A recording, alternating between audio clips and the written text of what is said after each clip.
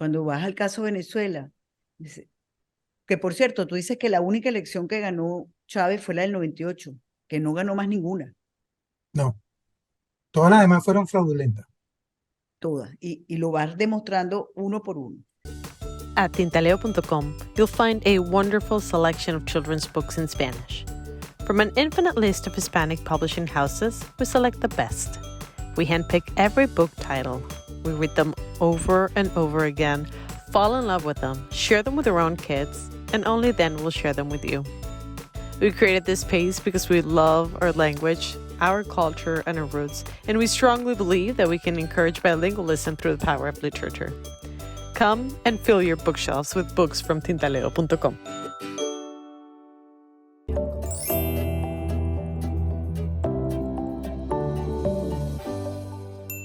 95% de las innovaciones están destinadas a fracasar.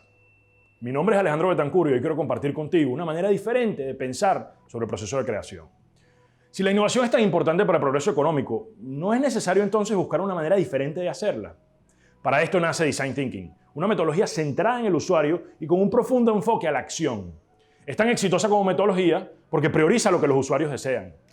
Estudiantes, emprendedores o ejecutivos de cualquier nivel, todos somos susceptibles de mejorar la manera en que entendemos al usuario para solucionar sus problemas. Acompáñame en este programa y juntos exploremos casos prácticos que demuestran cómo elevar la tasa de éxito de la innovación.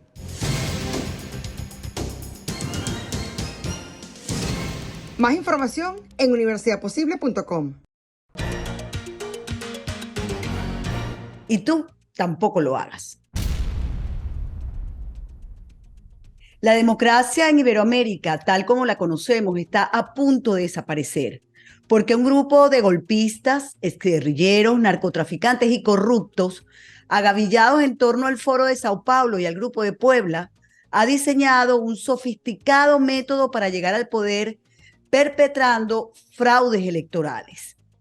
Quien afirma esto es el expresidente colombiano Andrés Pastrana, a manera de prólogo en la más reciente obra del escritor y académico venezolano Alejandro Peña Esclusa, titulado Los fraudes electorales del Foro de Sao Paulo.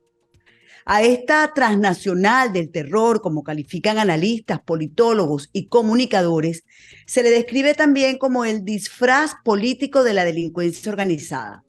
Lo cierto es que este grupo, fundado en 1990 por Fidel Castro y Lula da Silva, se ha convertido en la fuerza política más poderosa de Iberoamérica, contando hoy día entre sus filas con 11 presidentes en ejercicio, lo que no tiene ninguna otra corriente internacional. El abogado y politólogo boliviano Sánchez Berzaín ha descrito al Foro de Sao Paulo como el disfraz político de la delincuencia organizada. Y tiene razón, es una transnacional del terror, un conglomerado de organizaciones criminales que llegó a tener en el 2014 14 presidentes en ejercicio y con ello 14 votos en la ONU. ¿Cómo es que el mecanismo utilizado para conculcar y torcer la verdadera voluntad de los pueblos de la región, cómo es ese mecanismo? Y lo más importante, ¿qué hacer para salvar a nuestras democracias? De esto vamos a conversar con Alejandro Peña Esclusa, cuyo libro, Los fraudes electorales del Foro de Sao Paulo, ya está a la venta en Amazon a nivel mundial y yo diría que es de obligada lectura. Bienvenido, Alejandro, qué bueno verte. Hola Nitu, ¿cómo estás? Un placer estar de nuevo contigo. El placer de verdad, créeme que es todo nuestro. Mira, Alejandro, después de este estruendoso éxito que has tenido con tu anterior libro, La Guerra Cultural, ahora nos sorprendes con este de los fraudes electorales del Foro de Sao Paulo, ¿no? Y yo le comentaba en estos días a uno de mis contertulios que yo había tenido ya el placer o el honor de leerlo y como dije hace segundos, yo creo que es de obligada lectura, sobre todo para los latinoamericanos y sobre todo para aquellos que ahora se van a enfrentar a elecciones, porque este próximo 31 de abril ya tenemos unas elecciones en Paraguay, ¿cierto? Cierto, Y tenemos 4 más, que ya tú nos recordarás, ¿no? claro que sí. Pero la primera pregunta es esa que dejábamos al inicio del programa. ¿cómo es este fraude electoral? Que además tú en el libro dices y remachas que es integral. ¿Cómo es este mecanismo integral de los fraudes electorales del Foro de Sao Paulo? Ahí digo en el libro, Nitu, que es un fraude avanzado o moderno porque tiene algo que no había anteriormente en las elecciones. Dos cosas, que son los sistemas informáticos de totalización y las máquinas electrónicas de votación por un lado y las redes sociales por el otro. Eso no existía antes. Entonces, el corazón del fraude o de los fraudes que comete el Foro de Sao Paulo y que se desarrollaron en Venezuela durante 29 elecciones, el corazón de esos son la parte electrónica, porque fíjate tú, la electrónica, la informática ha venido a sustituir a los votantes. Ya no es la gente la que vota, ¿no? La gente va y pone su voto, pero quien decide al final, quien cuenta los votos son las grandes empresas electorales como son Indra, como son Smartmatic, como son, por ejemplo, Dominio. Esas son las que deciden. Antes, la gente ponía su voto en una caja, después abrían las cajas, se contaban los votos, se anotaban y eso se totalizaba también de manera prácticamente manual. Ahora no. Ahora tú votas y hay una caja negra que se llama sistema informático, computadora, máquina de votación. En los casos como Venezuela, en Perú y Colombia no hay máquinas electrónicas de votación, pero sí hay sistemas informáticos de totalización. Y esa caja negra es la que da los resultados. Muy poca gente puede acceder al método de totalización, muy poco. Entonces, ellos son los que deciden. Yo te quiero atajar aquí un momentico y continúas, porque en tu libro, en el capítulo 6, que se llama precisamente El voto electrónico es manipulable, hay una frase que a mí me parece, porque uno no puede entender estos procesos tecnológicos, yo no los puedo entender, a mí me ha costado muchísimo, imagínate tú, yo empecé en una máquina de escribir, pues, normal y corriente, y ya vamos por esto que tú y yo nos conectamos, tú en un lugar y yo en otro, por esta vía, ¿no? Entonces, poder entender, uno lo puede utilizar medianamente, pero entender el proceso es muy difícil. Y aquí dice, lo cierto es que el ciudadano común no sabe ni puede saber lo que ocurre dentro de los circuitos electrónicos de una máquina, por lo cual no puede afirmarse que sea un proceso transparente, que yo creo que es una de las cosas primordiales para una elección, que sea transparente. Y sigue, en cambio, en el sistema manual de votación, cualquier elector, sin importar su nivel de formación, puede ver y contar cada voto fácilmente. Pero además dice que tú dices, hay que resaltar que en países desarrollados, como en el Reino Unido, Alemania, Finlandia, Holanda, Irlanda y Noruega, está prohibido el sistema electrónico de votación. Creo que esto es muy importante. En Alemania, por mencionar uno de los países que tú resaltas que tú escribes.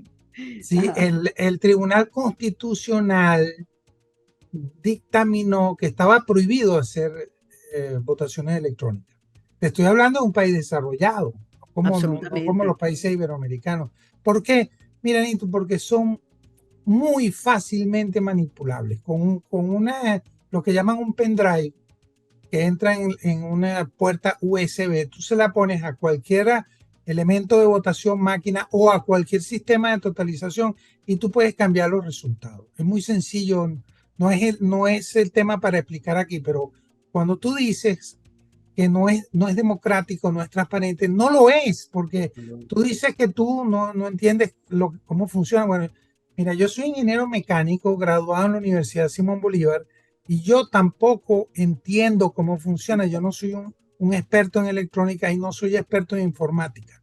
Solo un pequeño grupo de personas, un pequeño porcentaje en el mundo entero conoce cómo funcionan esos sistemas informáticos.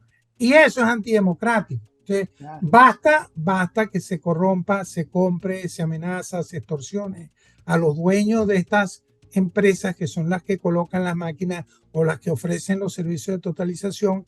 Listo, se compra una elección, y comprar una elección es el negocio más grande del mundo, porque no se roban un banco, no roban una casa, no roban un pueblo, no, se roban un país. Completo. Se apoderan del tesoro, de las Fuerzas Armadas, se apoderan de los cuerpos diplomáticos. Entonces es un negocio muy grande, se invierte mucho esfuerzo, mucho dinero, y entonces es totalmente antidemocrático. Ahora, yo te quiero preguntar, si eso lo tenemos tan claro, que estos son unos procesos sumamente complicados, tecnológicos, que no entendemos y que no son transparentes y que no son democráticos.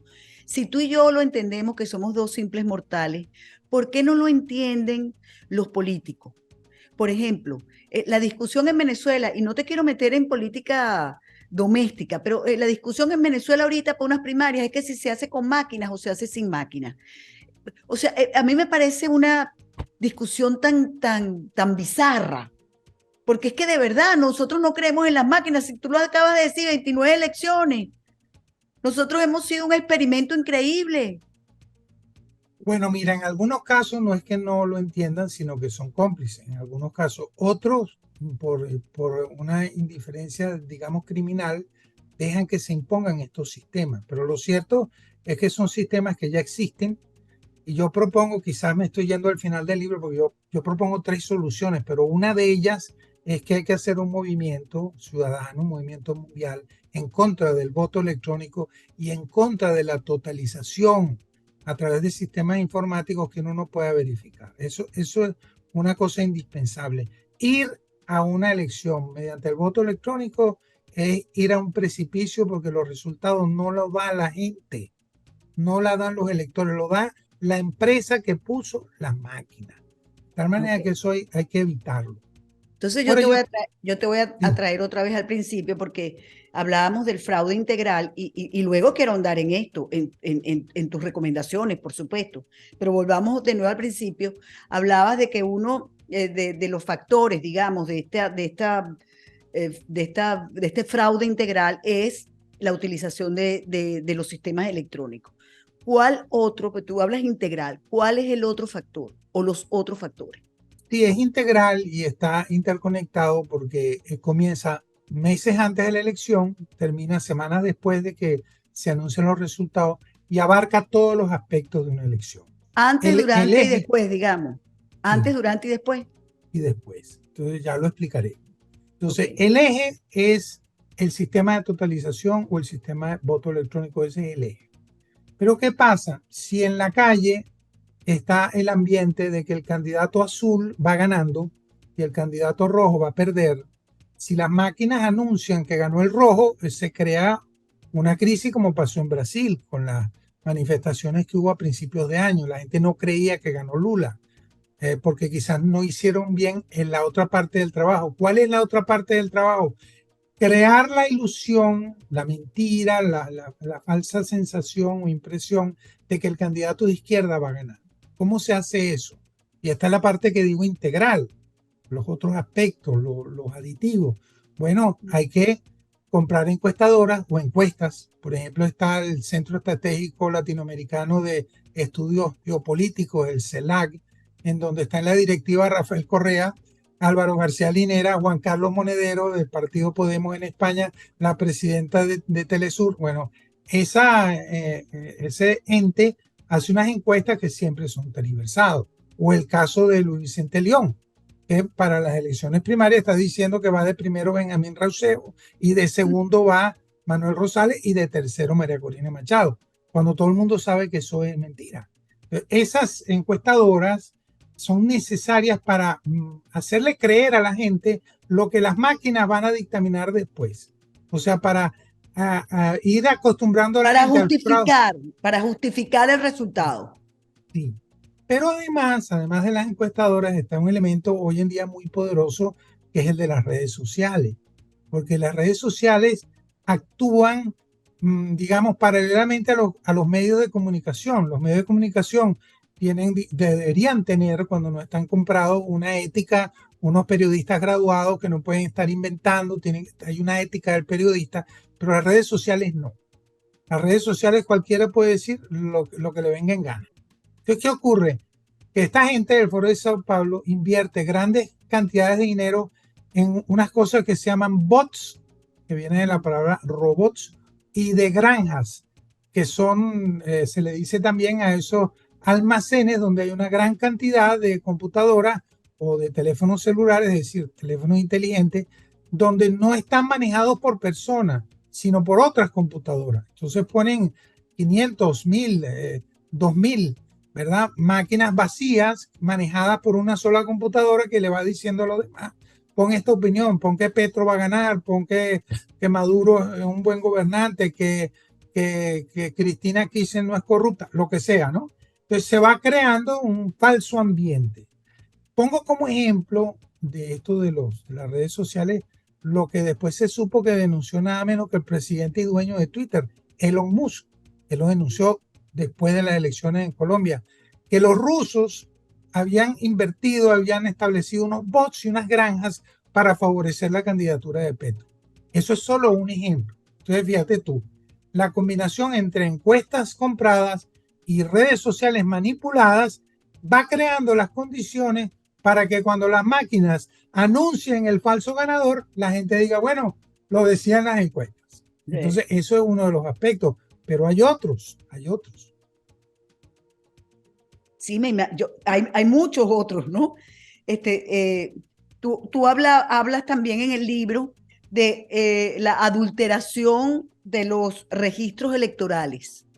Así es, porque eso que llamamos en Venezuela el registro electoral permanente, el REP. El REP, sí, claro, los adulteran. ¿Por qué? Porque hay veces que necesitan más votantes para falsificar la cifra. Entonces, si la gente del Foro de Sao Paulo tiene 1, 2, 3, 4 millones de votos fantasmas, que en el último momento lo pueden incorporar al total y decir, mira, estos 3 millones que no existen son fantasmas, votaron por fulano, eso les ayuda al fraude. Es decir, déjame explicártelo así. El REP es la materia prima que utilizan las máquinas de votación o el sistema de totalización para hacer el fraude. Porque si resulta que el REP está adecuado y todas las personas están identificadas y pueden identificar su voto, se les puede caer la trampa. Pero tienen que tener allí un margen de unos cuantos votantes fantasmas. En el caso de Venezuela, Nitu, no son unos cuantos votantes. Fíjate, en el año 2003, del año 2003 al 2006, el chavismo metió en el REP, Nitu, 5 millones de votantes inexistentes. Esto lo analizó muy bien un grupo de la UCB encabezado por el profesor Genaro Mosquera. 5 millones de votantes no existentes. Claro, lo hicieron a los trancazos y por eso habían 200.000 personas, por decirte algo, que vivían en la misma casa, que nacieron el mismo día. Cometieron muchos errores, por eso fueron detectados. Y habían además muchos Superman, Batman. Sí, o sea, cometieron errores. Y además, esto es parte, Nitu, de la adulteración del padrón electoral o el registro electoral. Crearon 2.700 nuevas mesas y migraron a 2 millones de personas sin que ellos supieran que fueran migradas. De tal manera que tú vas a votar a tu centro de votación y te dicen, no, mire, ahora tú votas en Tucupita. No, pero es que yo vivo en Caracas. Ah, lo lamento mucho. Pero en Tucupita hay alguien que vota por ti, quizás con otro nombre, y eso sirve para adulterar los resultados al final. Una cosa más, Nitu, perdón. Pero es que yo quiero acotar aquí, porque tengo el libro ahorita aquí en la mano. Sí. Quiero acotarle a todos los que nos están viendo que todo lo que nos está contando ahorita Alejandro Peña, están los links para que usted vea, por ejemplo, cuando le habla a usted de Genaro Mosquera, que hizo esta investigación de la Universidad Central, están las declaraciones, está el video del señor Genaro Mosquera explicando esto. Yo creo que esto es una de las cosas maravillosas del libro, que cada cosa que tú escribes tiene un sustento, bien sea documental o en audiovisual. Y quería acotarlo porque eso me parece muy importante. Sigue. Bueno, mira, qué bueno que lo dices, porque lo más importante del libro, parece mentira, son los enlaces. Son más de 150 enlaces, porque yo no quería que la gente se basara en mi opinión. O sea, mi opinión no es lo que importa.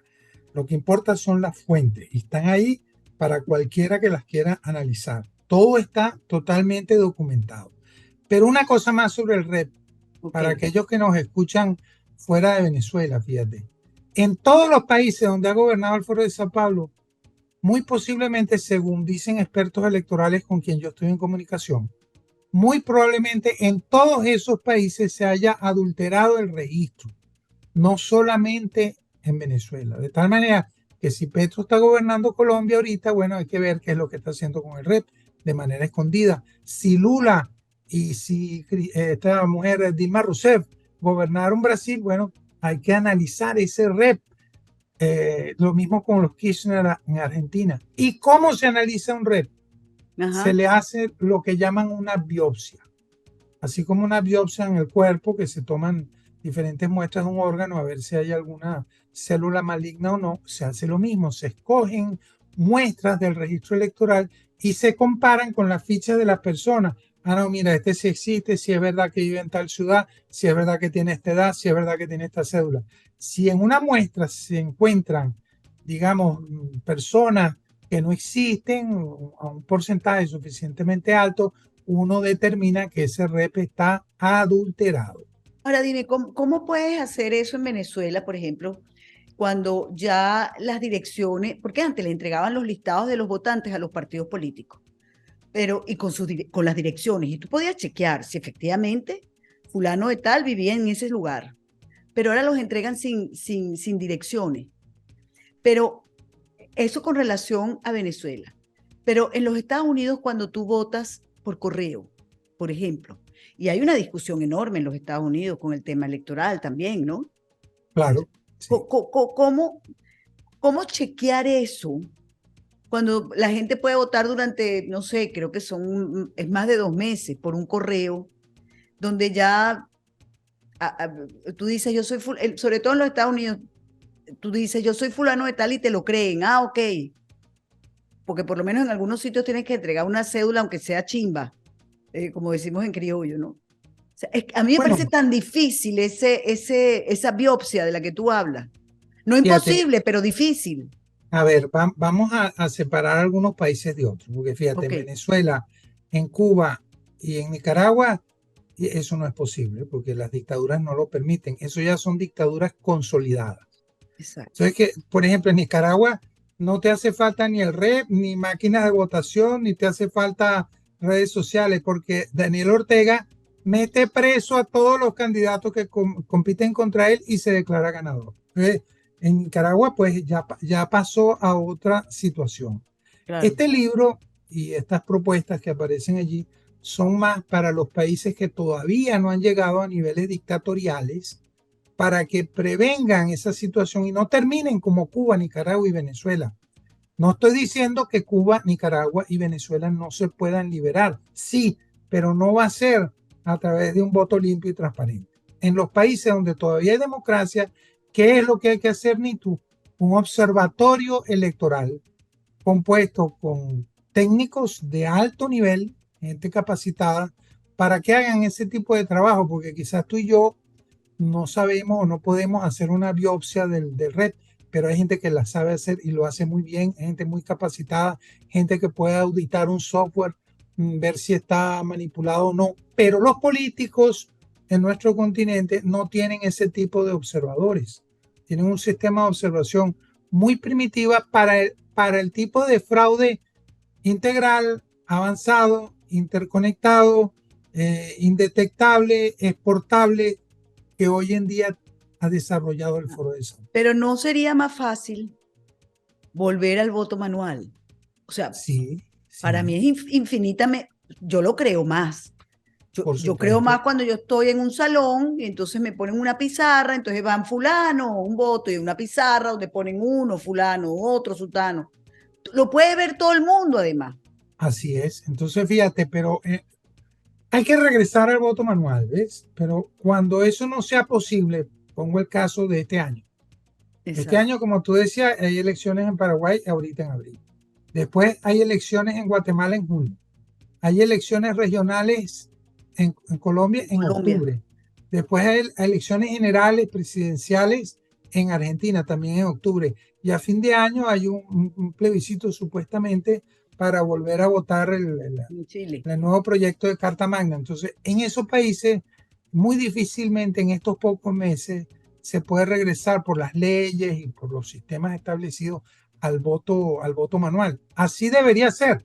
Y tendríamos que luchar, hacer un gran movimiento continental por el establecimiento o el restablecimiento del voto manual. Pero mientras tanto, hay que hacer dos cosas: un observatorio electoral y una gran estructura ciudadana de testigos y observadores, de jurados de mesa, porque una de las maneras para disminuir la posibilidad de fraude es tener testigos que cuenten allí, vean los votos, que vean las actas, que le saquen copia, que lleven el registro. Lo dificulta.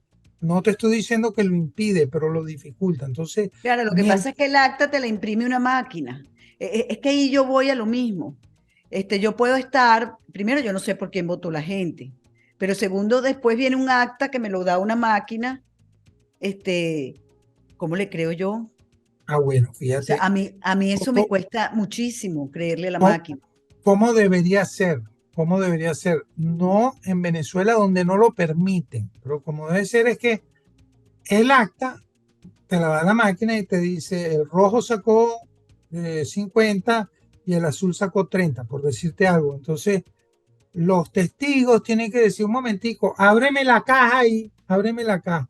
Porque la gente le da el botón o vota manual y lo pone en una caja. Si le da el botón, hay una papelera que dice el candidato azul o el candidato rojo, lo pone en una caja. Entonces, ábreme la caja, tienen que decir los testigos. Abren la caja, comparan con la papeleta y entonces le es más difícil al sistema electrónico hacer trampa, porque hay testigos que están verificando que las papeletas coincidan con el acta. En el caso de Venezuela eso no es posible porque el régimen te impide la verificación. Te dice: mira, de todas las máquinas de votación en Venezuela está permitido la auditoría de las cajas en el 5% de las máquinas. Entonces te lo ponen, por decir, en Santa Rosa de Lima, en Caracas o en la iglesia de Chiquinquirá, donde ellos saben que domina la oposición y permiten que se abran las cajas allí. Y ahí el resultado, esas máquinas no están adulteradas y el resultado da bien. Entonces, el sistema es bueno. No, señor, hay que abrir el 100% de las cajas en todo el país. Yo quiero que tú nos hables un poquito.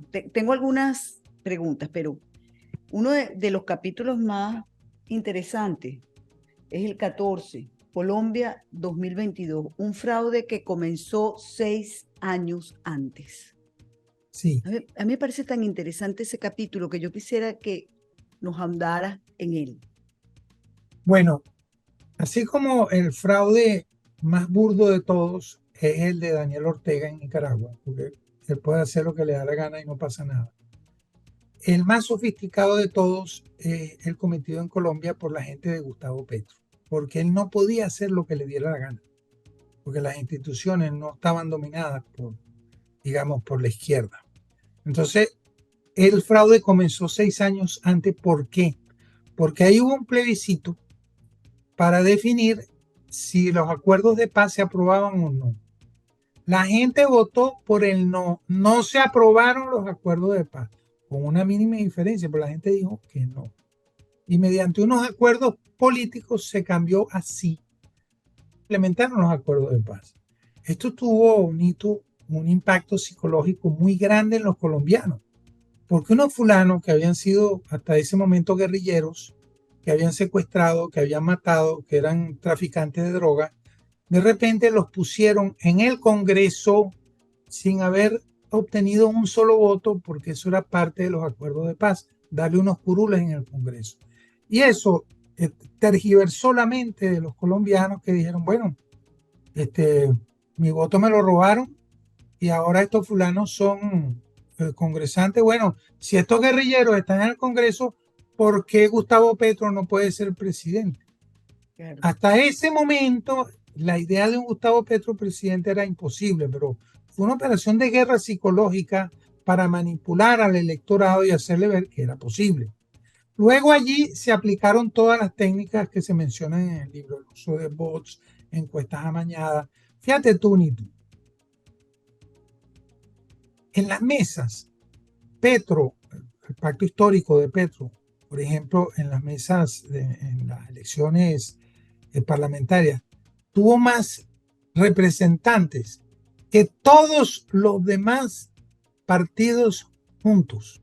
Gente de Indra en Madrid. Entonces, mira, la suma de todas estas cosas que se descubrieron también después, como lo de los bots rusos y la injerencia rusa, o que Petro había ordenado hacer unas campañas de desprestigio contra sus adversarios, lo cual es ilegal. Toda la suma de eso, financiamiento ilegal, más testigos de mesa, testigos parcializados, observadores internacionales de izquierda, la manipulación del estado de ánimo de los colombianos, todo eso suma, el uso de Indra, ahí se conjugaron todos los factores que están mencionados en mi libro. Ahí sí se dio el fraude integral completo en Colombia en el año 2022. Sí. Ahora fíjate, yo te escucho y es ilegalidad tras ilegalidad, igual que ha sucedido en Venezuela, igual que ha sucedido en Bolivia, igual que sucedió en Perú. Y entonces uno dice, ¿y cuál es el papel de los partidos políticos? ¿Para qué nos están sirviendo a los ciudadanos los partidos políticos? Si después vemos, por ejemplo, como en Colombia, que gana Petro con todas estas irregularidades, y entonces creo que solamente un partido decidió seguir siendo de oposición y todos los demás se pasaron para el gobierno. Bueno, esto es muy duro, Nitu, porque no todo el mundo está dispuesto a luchar por su país y hay muchos políticos que lo que les interesa es el poder y son comprables y demás. Pero mira, hay fuerzas en nuestras naciones, hay todavía, digamos, unas defensas, ¿verdad? Así como hay defensas en el cuerpo, también hay defensas en las naciones de personas comprometidas que aman a su nación. Y para eso yo escribí este libro, para ellos.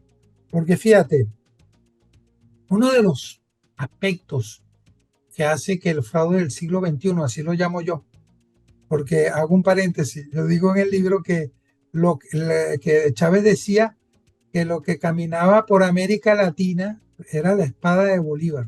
Dice, la espada de Bolívar camina por América Latina, ¿verdad? No, eso no era lo que caminaba. Lo que caminaba eran maletas llenas de dinero, petrodólares y fraude electoral. Eso fue lo que exportó Chávez por América Latina. Pero una de las razones por las cuales el fraude del siglo XXI funciona es porque la gente no lo conoce. La gente todavía tiene en su cabeza el viejo concepto del acta mataboto, de que los fraudes se hacían en la mesa. No ha incorporado todavía lo nuevo, las redes sociales, los sistemas informáticos, las máquinas de votación. No, eso no lo dominan todavía. Este libro es para que la oposición al Foro de Sao Paulo se modernice. Los partidos políticos, los candidatos tienen que entender cómo funciona, estudiar mi libro, leer o analizar todos los enlaces. Y la gente, el ciudadano común, tiene que comprometerse a participar en las elecciones como jurado, como testigo. Tienen que crearse una estructura ciudadana muy poderosa en toda América Latina en defensa del voto. Mira, hay quienes dicen que una cosa es el voto manual y entonces tú oyes en algunos países, no, nosotros estamos en contra del voto manual, pero la totalización es otra cosa, como por ejemplo pasa en Colombia. No, pero Sí. para totalizar sí. Tú sabes que no creo en ninguna de las dos cosas. Claro. Porque las dos son manipulables. ¿Cómo se lo explica a la gente? ¿Cómo se le puede explicar esto a la gente? Bueno, mira, hay una manera, pero la gente tiene que tener un poquito de curiosidad o de interés. Fíjate, hay varios videos que se consiguen en internet que explican cómo tergiversar un sistema de totalización. Tú agarras, yo no sé si tengo por aquí a la mano, ¿verdad? Un pendrive, no lo tengo, un pendrive, ¿verdad? Y lo pones en la computadora o en la máquina de votación o en el sistema de totalización. Y te tergiversa, te adultera todo el sistema de totalización y lo pone como tú quieras. O sea, porque la modernidad en los celulares, en las computadoras que todos nosotros aprovechamos y que son muy útiles, tienen sus vulnerabilidades. También hay hackers, también hay Pero estafadores. es que yo lo veo tan sencillo. A mí como me han hackeado todo.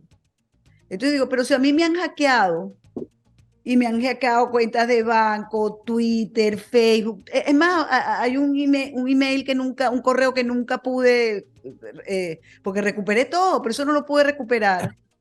O sea, pero si eso pasa, y además tú sabes que a un gentío le ha pasado, ¿por qué no puedes creer que te van a transversar las votaciones?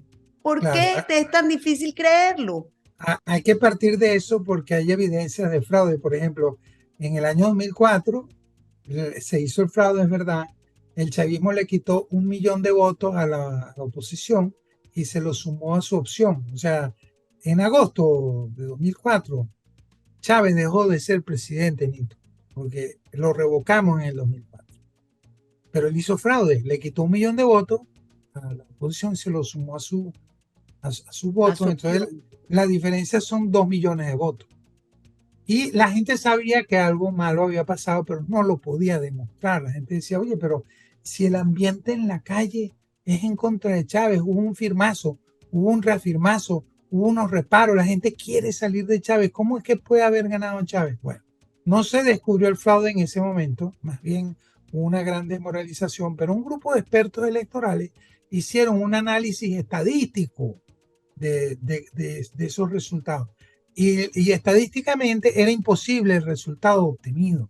Así como es imposible estadísticamente que en el red venezolano hayan habido 5 millones de nuevos electores periodo de 3 años, porque no hay tanta gente que cumple 18 años en tan poco tiempo en una población como la nuestra. También descubrieron estadísticamente el fraude en el referéndum. El fraude ha sido descubierto. Hubo artículos extraordinarios publicados en revistas como International Statistics Review o Statistical Science, donde está clarísimamente el fraude demostrado. Además, si nosotros sabemos que la gente del Foro de Sao Paulo son unos malandros, si Petro fue un guerrillero, si Chávez fue un golpista, si Lula es un corrupto, si Maduro no tiene identidad, ¿cómo no vamos a suponer nosotros que ellos se van a robar una elección? Ellos no creen en la democracia. Hay que partir del hecho que se van a robar la elección. Te digo más, y perdona que me estoy extendiendo, mira. La prueba de que todos los del Foro de Sao Paulo hacen fraude son las elecciones de Nicaragua de finales de 2021. Esa es la gran prueba. ¿Por qué? Porque el hombre ha metido preso a los 7 adversarios de él y cuando se proclama ganador, todos los del Foro de Sao Paulo lo felicitaron. ¿Qué significa? Que son tan malandros como Daniel Ortega. Lo que pasa es que en su país no pueden hacer lo que hizo Daniel Ortega porque no tienen el control de las instituciones. Pero todos son igualmente malandros. Entonces, ¿qué es lo que se requiere? Desenmascarar cómo funciona este fraude. Los partidos tienen una gran responsabilidad, los candidatos, los dirigentes políticos y la gente también. La gente tiene que estudiar cómo funciona esto para que no la roben.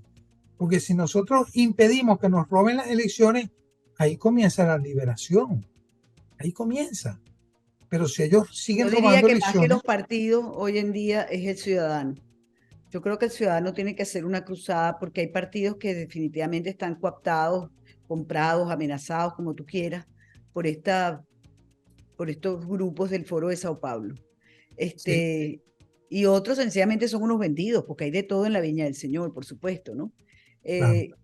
Pero el ciudadano, que yo sí creo que en su mayoría es el que ha sufrido todas estas dictaduras, esta represión, tiene que pararse firme y decir, ya basta, no más, no queremos esto así, y comenzar una protesta realmente, yo diría regional y hasta mundial. No queremos voto electrónico. Yo no confío para nada en esto, porque no lo entiendo.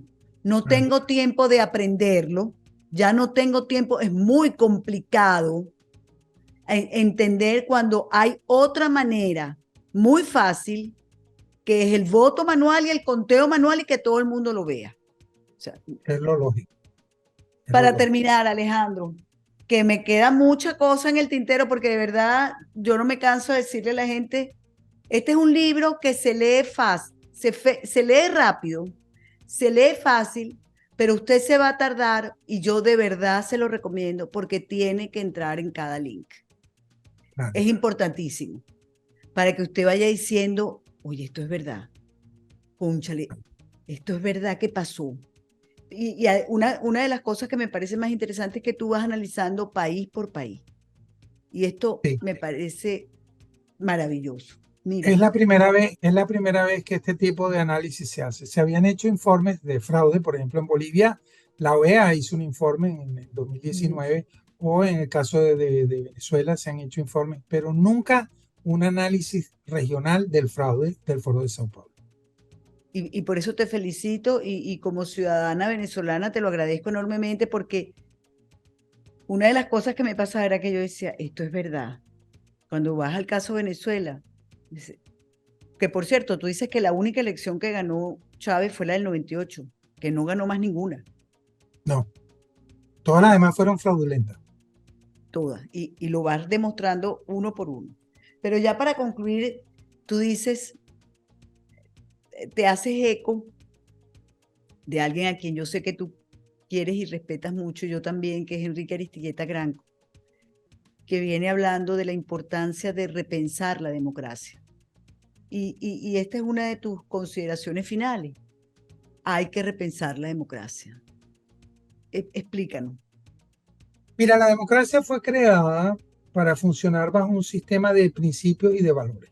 Pero cuando ese sistema de principios y de valores se deteriora o lo deterioran a través de la guerra cultural, lo cual está mencionado en mi libro anterior, yo considero que en mi libro anterior, La guerra cultural del Foro de Sao Paulo, y este nuevo, Los fraudes electorales del Foro de Sao Paulo, son dos libros que van juntos, están hermanados, ¿verdad? Pero cuando se tergiversan los valores y los principios, entonces ya la democracia pierde su capacidad de defensa. No es posible, como dice Enrique Aristigueta Gran, que una persona como Chávez, que sabemos que era un golpista, se le permita llegar al poder por la vía de los votos para que luego aplique lo mismo que iba a hacer si hubiera ganado en el golpe. O que un guerrillero como Petro, que no pudo tomar el poder por la vía de las armas, hipócritamente se lance como candidato sin creer en la democracia para después llevar a cabo el mismo programa que hubiera llevado si hubiera asaltado el poder por las armas. Y lo mismo con todos los demás. Entonces la democracia tiene que repensarse, Lula se da tiene que Silva, que es proteger. un corrupto probado, por ejemplo. Todos los del Foro de Sao Paulo, todos vinculados al narcotráfico, vinculados al crimen organizado, a la guerrilla, a la corrupción, todos cojean por algún lado. No es posible que sabiendo que ellos van a destruir la democracia, se les permita ser candidatos para que encabecen las naciones y las destruyan por dentro. Eso, y nieguen la posibilidad a que verdaderos demócratas, como en el caso de Ortega, sean candidatos en su país. claro. Esto es increíble. Así No, mismo porque es, sí, porque Nico. no. Entonces la gente habla, no, porque Ortega ganó las elecciones, pero ¿cuáles elecciones? ¿De qué me está? ¿Viste? O sea, ¿cómo nos están cambiando el chip? Claro, claro. Ajá. Ajá, entonces te sigo escuchando. No, yo diría que eso es todo. Yo solo diría que yo escribí este libro de un esfuerzo de investigación de varios años, aunque no parece porque está escrito en un lenguaje muy sencillo. A propósito, como todos mis libros, este es el quinto libro que yo escribo sobre el Foro de Sao Paulo. Y yo le diría a la gente que haga un esfuerzo, el precio es muy barato, Sí. que no solo que lo adquieran, ¿verdad? Sino que por favor lo estudien, porque si no enfrentamos esto, vamos a perder la democracia y nuestro continente va a estar lleno de dictaduras como la de Venezuela, Nicaragua y Cuba. Eso hay que revertirlo, pero hay que comenzar derrotando a los que en los países donde todavía hay democracia, defender la democracia, impidiendo los fraudes electorales del Foro de Sao Paulo. ¿Tú de verdad tienes fe de que eso se puede lograr? Porque yo a veces veo unos avances tan impresionantes de ellos. ¿Cómo están Bueno, mira, unidos para el mal? el deber de uno es luchar. Lo demás uno se lo deja a papá Dios. Y uno tiene que ser feliz luchando. Y bueno, a veces nuestras naciones nos dan sorpresas. Fíjate, hasta hace poco tiempo, diciembre, Pedro Castillo era presidente del Perú. Ahora está preso. Entonces, uno tiene que entender que esta gente del Pero Foro de Sao Paulo, el foro no deja de actuar para tratar de que eso se revierta. Claro, pero ellos no son Superman, ellos no son superhéroes, ellos no son invencibles, ellos no son todopoderosos, son humanos, se equivocan y uno tiene que hacer lo posible por no dejarse vencer por la guerra psicológica. Ellos quieren que uno se sienta perdido, que es imposible ganar. No, sí podemos ganar, pero hay que luchar. Y luchando se crean las condiciones para derrotar.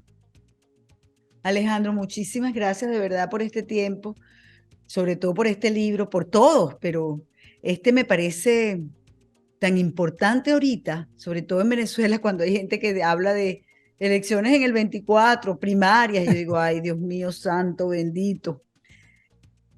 Pero bueno, importante, yo se lo recomiendo sobre todo a los venezolanos que andan en esta discusión, a todos los latinoamericanos y españoles, iberoamericanos en general, pero digo lo de Venezuela porque de lo que hablan todo el tiempo es de esto, y la gente le ha perdido la fe efectivamente a las elecciones.